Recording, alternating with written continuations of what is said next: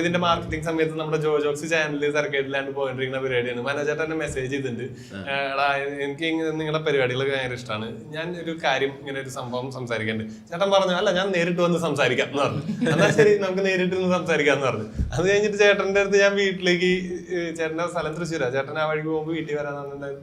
ഞാൻ വീട്ടിലുണ്ട് തന്നെ. അപ്പൊ വീട്ടിൽ വന്നപ്പോ ചേട്ടൻ വേണ്ട നമുക്ക് പുറത്തിരുന്ന് സംസാരിക്കാം. അപ്പൊ ചേട്ടൻ എന്താ പരിപാടി? അപ്പോഴാണ് ചേട്ടൻ ഈ പ്രൊഡക്റ്റ് പറ്റി പറയണത്. എനിക്ക് ചേട്ടൻ എന്റെ അടുത്ത് പറഞ്ഞതാ, നീ ഈ സാധനം നോ പറയുന്നതാണ് എനിക്ക് ഉറപ്പുള്ളത്. അതായത് ഈ സാധനം ഇത് പ്രൊമോട്ട് ചെയ്യുന്ന കാര്യത്തിൽ സമ്മതിക്കാൻ സാധ്യതയില്ല. പക്ഷെ ഞാൻ എന്റെ ഭാഗത്തു നിന്നുള്ള ഒരു ട്രൈ ആണ്.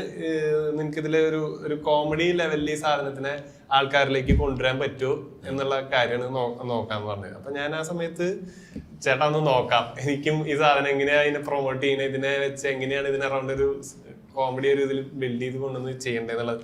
അതായത് ചേട്ടാ ഈ പറയുന്ന വിഷയം ഒരു നോർമലൈസ് ആയി തുടങ്ങുന്നിടത്ത് ചിലപ്പോൾ എല്ലാവരും ഇത് ചെയ്യാൻ എളുപ്പമായിരിക്കും, ഇതിനെ പ്രൊമോട്ട് ചെയ്യുന്ന പരിപാടി. ഇതൊരു 4 കൊല്ലം മുമ്പ് തീരെ നോർമലൈസ്ഡ് അല്ല.